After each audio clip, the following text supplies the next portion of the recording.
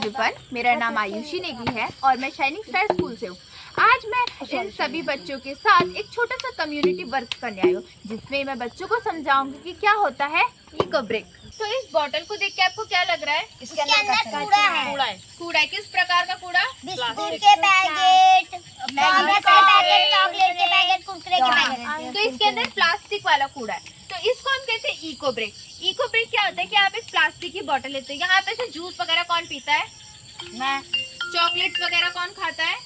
और चिप्स वगैरह नहीं खाते। अच्छी बात है, नहीं खाते।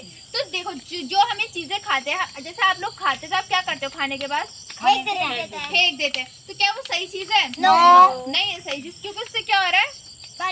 पॉल्यूशन हो रहा है, कूड़ा फैल रहा है। तो उसी चीज का एक समाधान है इको ब्रेक। इको ब्रेक में आप कोई भी कोल्ड ड्रिंक या प्लास्टिक की बोतल ले सकते हो।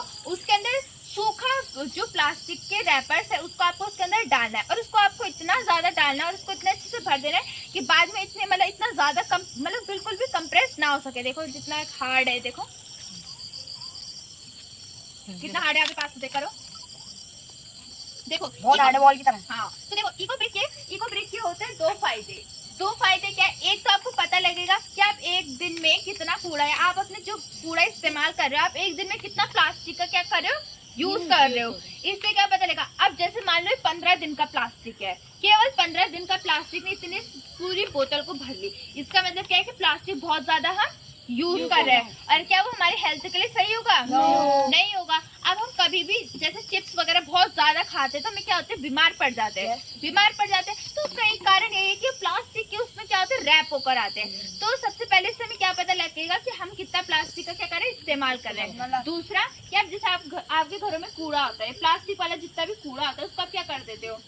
फेंक देते हो नहरों में, या जला देते हो। ये करते हैं हम सभी, ठीक है।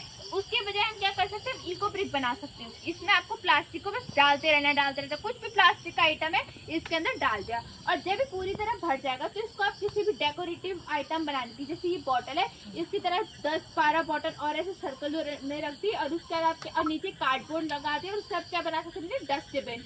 या फिर जैसे ब्रिक्स रहती है, ईंटें रहती है, तो आप जैसे कभी भी जैसे किचन गार्डन है, कोई भी यहाँ पे आप छोटी टेबल बना सकते हैं। छोटी मोटी खेती करते हो, क्यारियां रहती है, तो वहाँ पे जैसे आपको ऐसे वहाँ पे बॉर्डर टाइप का कुछ बनाना है या वॉल्स बनानी, तो उसको आप ऐसे मिट्टी के साथ रख के क्या कर सकते हो?